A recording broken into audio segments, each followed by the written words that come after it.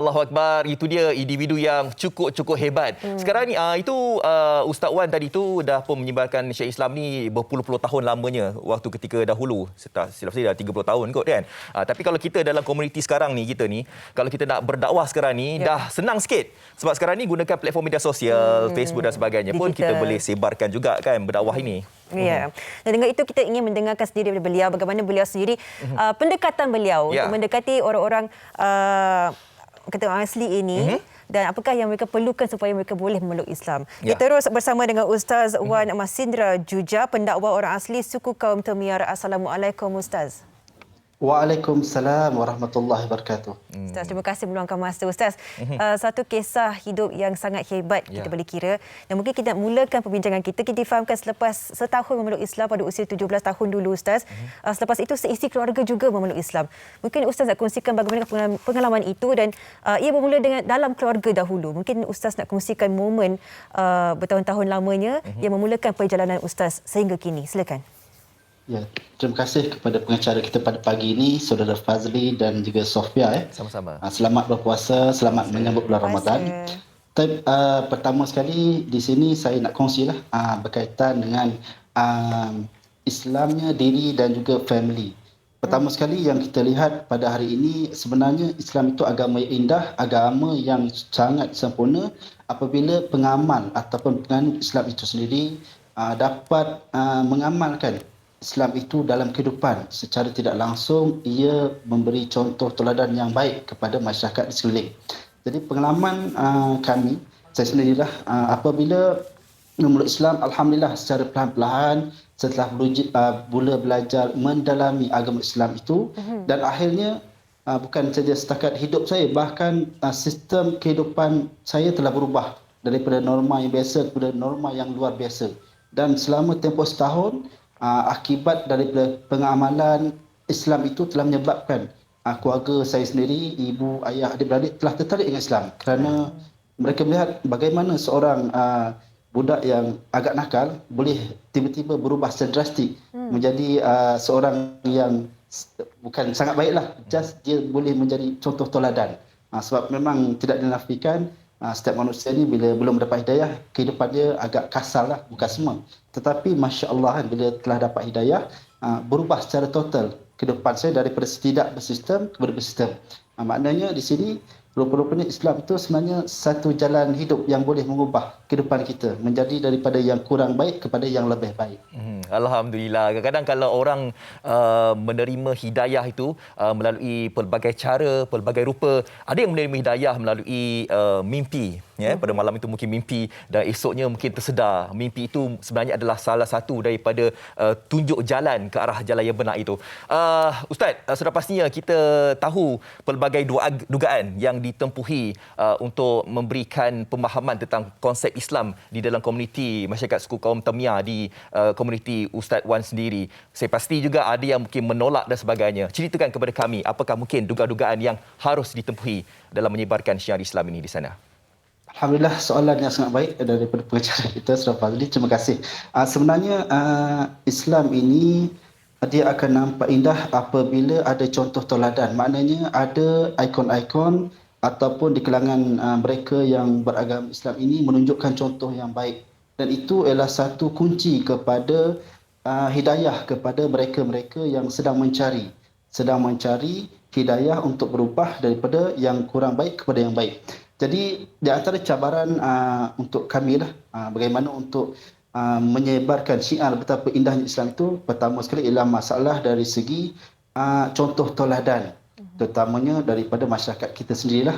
Apabila contoh teladan itu sukar jadi masalah, sebab pengalaman kami memeluk Islam pada masa umur 16-17 tahun dulu, apabila melihat kehidupan para sahabat di ketika itu agak berbeza sedikit dengan suasana yang ada pada hari ini. Jadi sedikit sebanyak ia menyebabkan banyak pihak akan rasa tersalah tafsir. Maknanya betul ke Islam itu begitu, betul ke begini, tetapi realitinya tidak sama, tidak relate lah dengan apa yang telah ditunjuk oleh Nabi SAW. Jadi alhamdulillah rezeki saya lah dapat hidayah melalui kisah-kisah sahabat. Bila melihat kehidupan mereka, Masya Allah, kan, tersentuh hati, kata, oh rupanya macam di Islam tu ya. bila melihat susah payahnya mereka itu untuk bersyahadah. Jadi dalam masyarakat orang asli pun samalah. Mereka hanya perlukan contoh teladan lah. InsyaAllah seandainya ada ikon-ikon ataupun mereka yang boleh menunjukkan, orang kata inilah Islam itu, insyaAllah rasanya mudah untuk orang asli menerima. Sebab orang asli ni dia lebih cenderung kepada Islam. Sebab apa? Kehidupan dalam Islam itu, akhlaknya, sahsiahnya sebenarnya sudah ada dalam masyarakat orang asli. Cuma just kita nak cari di mana point, itu saja. Ustaz, Wallahualam. Ustaz saya sebutkan tadi Ustaz perlu mencari point itu sendiri untuk kita mendekati suku kaum Temiar dalam orang kata golongan kita sendiri kan. Tapi bila kita berkata berkenaan orang kata menyentuh perasaan, menyentuh jiwa, pemahaman mereka, setiap individu adalah cukup berbeza apa yang mereka perlukan, pemahaman mereka. Jadi bagaimana Ustaz meletakkan fokus Ustaz itu untuk memastikan apa yang disampaikan ajaran Islam itu benar-benar sampai kepada setiap seorang individu yang mendengar ceramah Ustaz ataupun dakwah Ustaz sendiri. Apakah pendekatan yang digunakan? Terima kasih Sofia. Sebenarnya saya lebih menggunakan kaedah saya bukan orang Melayu. Saya gunakan bahasa saya, latar belakang saya. Saya kata saya pun orang asli tapi saya pun boleh amalkan Islam dalam kehidupan saya. Sebab masyarakat orang asli dia pun macam Arab Jahiliyah lah. Kalau kata Nabi itu di kalangan malaikat, pasti mereka tak nak ikut kan. Orang malaikat bolehlah, dia tak ada nafsu kan, dia taat. Tapi kalau kata di kalangan orang asli itu sendiri kan, dia guna bahasa yang sama, lahir di kalangan mereka, sedikit semangat dia akan memberi mereka akan beri kejutan.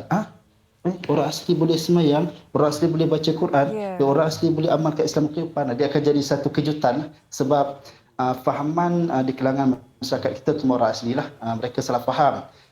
Isu masuk Islam ini kita jadi bertukar identiti bangsa dari orang asli jadi orang Melayu.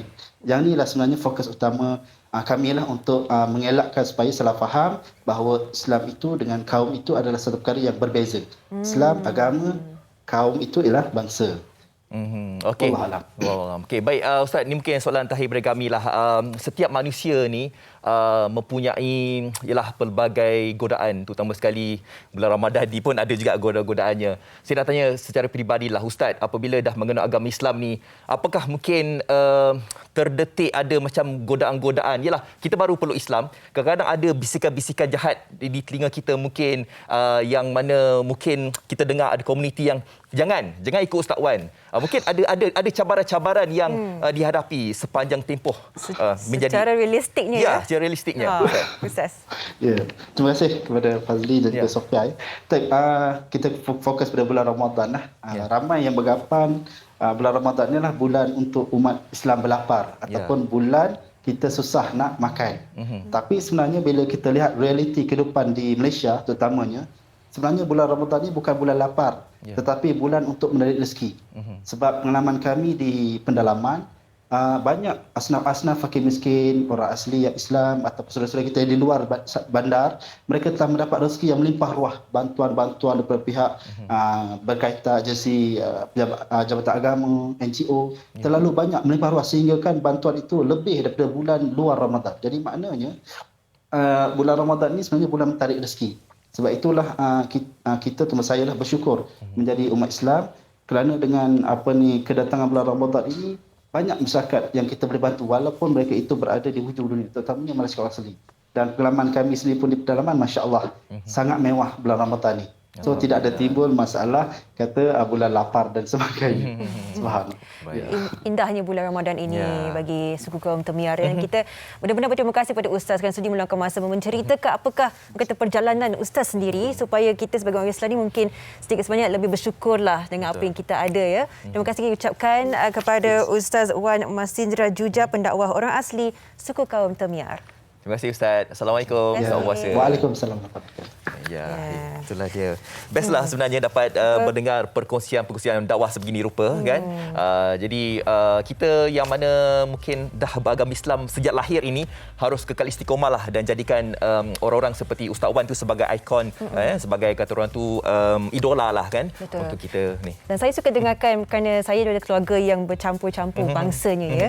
Dan mungkin keluarga saya sendiri adalah keluarga Islam tetapi ada keluarga yang bukan Islam. Jadi kita difahamkan disebutkan oleh Ustaz tadi bila kata pemahaman Islam itu agama adalah agama. Ya, Itu adalah pegangan kita. Tetapi orang kata budaya ataupun orang kata background kita lah, bangsa kita sendiri tidak akan berubah. Itu kekuatan yang perlu kita ingati untuk kita memeluk Islam. Ya. Baik. #Islam itu mudah. Nah, senang ya sebenarnya. Cantik. Okey.